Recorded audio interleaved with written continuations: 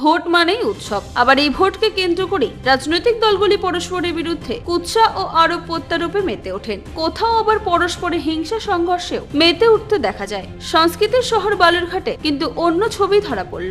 বৃহস্পতিবার সকালে বালুরঘাট স্টেডিয়ামের মাঠে ক্রীড়া অনুষ্ঠানে তৃণমূল ও বিজেপির দুই প্রার্থী একসঙ্গে অংশ নিয়ে নজির গড়লেন। এদিন দক্ষিণ দিনাজপুর জেলা ক্রীড়া সংস্থা আয়োজিত district annual athletic championship meet অনুষ্ঠিত হয়। এদিনের অনুষ্ঠানের সূচনা লগ্নে স্টেডিয়ামে উপস্থিত ছিলেন তৃণমূল কংগ্রেসের প্রার্থী অর্পিতা ঘোষ এবং বিজেপি প্রার্থী বিদ্যুৎ কুমার রায়। দুজনেই পতাকা উত্তোলন থেকে শুরু করে খেলার সূচনা মুহূর্তে একসঙ্গে অংশ নেন।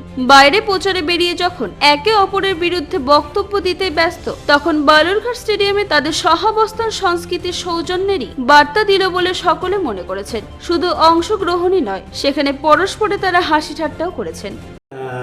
খেলা নিয়ে একটা অনুষ্ঠান ছিল, সেইখানে দেখা গেল আপনি সেখানে যেরকম উপস্থিত ছিলেন, একই সাথে উপস্থিত ছিলেন মানে এই মুহূর্তে আপনার জোর প্রতিদ্বন্দ্বী অর্থাৎ পদ্মফুলের বিদ্যুৎ রায় সেখানে ছিলেন। কি বলবেন যে এই যে মুহূর্তটা, এটাকে কি চোখে দেখছেন এবং কি বলবেন, কি বার্তা দিতে চাইছেন? না, বার্তা কিছু আমি দিতে চাইছি না। আমি এই অনুষ্ঠানে আমন্ত্রিত ছিলাম এবং বিদ্যুৎবাবু উনি ওখানকার এক সহসভাপতি ডিএসএর এবং উনি প্রেজেন্ট ছিলেন। তো আমাদের দেখা হলো। তো আমার সঙ্গে তো এটা তো পলিটিক্যাল লড়াই, এখানে তো আর কোনো ব্যক্তিগত লড়াই নেই। উনি আমাকে আগে থেকে চেনেন, আমি ওনাকে আগে থেকে চিনি। তো সেখানে কোনো ব্যক্তিগত লড়াই নেই, তাই আমরা দেখা হলো, সৌজন্য বিনিময় হলো আর একটু গল্প হলো। দুজনে কি কথা বললেন, কি আলোচনা করলেন? না না, আমি আলোচনা বলতে এটাই বলছি মানে যে বর্তমান যে আপনাদের দুইজনের মধ্যে যে প্রতিদ্বন্দ্বিতার যে বিষয়, সেই বিষয়ে কোনো মত করা না। আমি শুধু বললাম বিদ্যুৎদা আপনি বলেননি তো যে আপনি দাঁড়াবেন।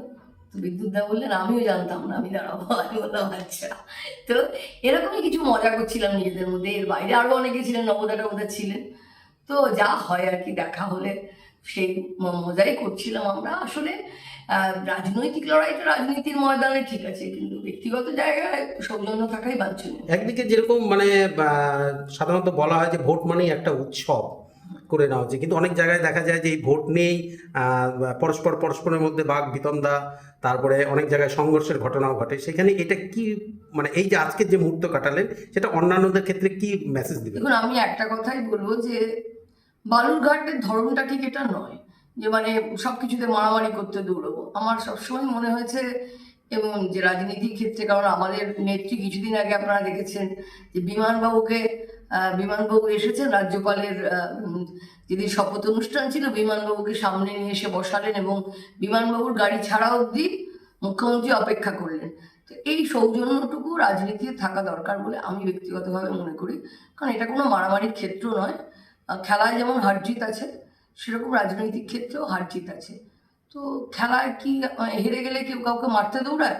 তা যখন দৌড়ায় না, তাহলে আমরা এবার রাজনৈতিক ক্ষেত্রে নিজেদের মধ্যে মারামারি করবো কেন? তার চেয়ে আমার মনে হয় লড়াইটা রাজনৈতিকভাবে হোক, নীতি নিয়ে লড়াই হোক, কাজ নিয়ে লড়াই হোক, উন্নয়ন নিয়ে লড়াই হোক, সেইটা নিয়ে আমরা কথা বলবো। এমনিতে মারামারি করতে আমরা কেউ দৌড়াতে রাজি নই। সৌজন্যের একটা ভোট আমরা দেখেছি, সেখানে এই ভোট আবহে দুই প্রতিপক্ষ, দুই দলের দুই প্রার্থীকে এখানে একত্রিত হতে দেখেছি। কি বলবেন মুহূর্তটাকে? খুবই ভালো মুহূর্ত, এটাই বালুরঘাটের মুহূর্ত। আমাদের দক্ষিণ দিনাজপুর জেলা ক্রীড়া সংস্থার বার্ষিক ক্রীড়া প্রতিযোগিতা গতকাল এবং আজকে। গতকাল আমরা বাছাই পর্বে প্রতিযোগিতা করেছি, আজকে মূল পর্বের প্রতিযোগিতা। আমরা অতিথি হিসেবে বালুরঘাটের যারা বিভিন্ন স্বনামধন্য ব্যক্তিত্ব রয়েছেন, যারা মানে বিভিন্ন অফিসিয়ালস রয়েছেন, প্রত্যেককেই আমরা বলেছিলাম, সবাই এসছে এখানে। আসন্ন নির্বাচনে দুই দলের প্রার্থীও ছিলেন, তাদের বিভিন্ন সামাজিক পরিচিতিও রয়েছে, সেই সামাজিক পরিচিতির হিসেবেই তারা ছিলেন। এটাই বালুরঘাটের সংস্কৃতি। আমরা বালুরঘাটে দেখেছি খেলার মাঠ, সংস্কৃতি, এসবের ক্ষেত্রে একটা সৌভ্রাতৃত্ববোধ থাকে এবং একটা অদ্ভুত সংস্কৃতি নিয়ে আমরা বসবাস করি। এটাই আমাদের অহংকার। আমরা বালুরঘাটের মানুষ। আজকে আমাদের মাঠে সেই সংস্কৃতির পুনরাবৃত্তি হয়েছে। সবাই ছিলেন, সবাই খুব আনন্দ করেছেন। প্রায় 50 জন অফিসিয়ালস মানে ফিজিক্যাল ইনস্ট্রাক্টর, টিচার, তারা এই ম্যাচ পরিচালনা করছেন অসম্ভব দক্ষতার সঙ্গে। আমাদের জেলা ক্রীড়া সংস্থার প্রত্যেক সদস্যরা রয়েছেন এবং প্রচুর ছেলে গোটা জেলা জুড়ে প্রায় 450 থেকে 500 সমস্ত অ্যাথলেট এই ক্রীড়া প্রতিযোগিতায় অংশগ্রহণ করেন। যারা দায়িত্বে আছেন।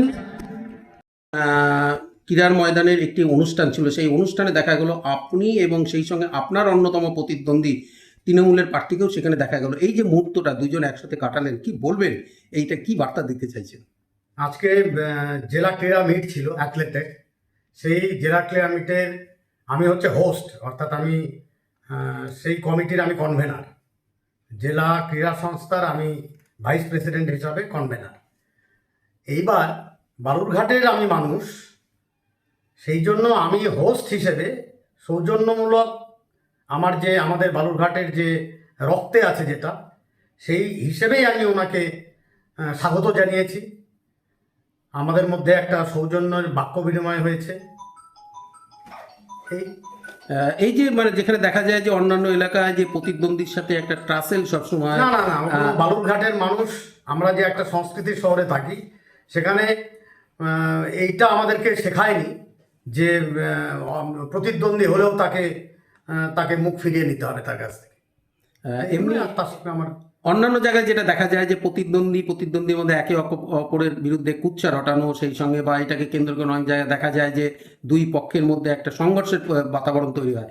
আজকের এই মুহূর্তটা থেকে কি বার্তা দিবেন আমি অন্তত সেটা আশা করি না। অন্যান্য এলাকার জন্য কি বার্তা দিবেন? না, অন্যান্য এলাকার জন্য কি বার্তা দিবেন? অন্যান্য এলাকার বলবো যে বালুরঘাটের যে সংস্কৃতির শহরের যে সুন্দর একটা বাতাবরণে সব কিছু হয়, সেটা যেন তারাও মেনটেন করে, তারাও যেন সেইভাবেই চলে, সৌজন্যমূলকভাবেই সবার সঙ্গে প্রতিদ্বন্দ্বী হলেও কোনো মিথ্যাচার বা কোনো রকম খারাপ আচরণ যেন না করে। ঠিক আছে, থ্যাংক ইউ। বালুরঘাট থেকে মান্টি সিং এর রিপোর্ট, কুলিক নিউজ।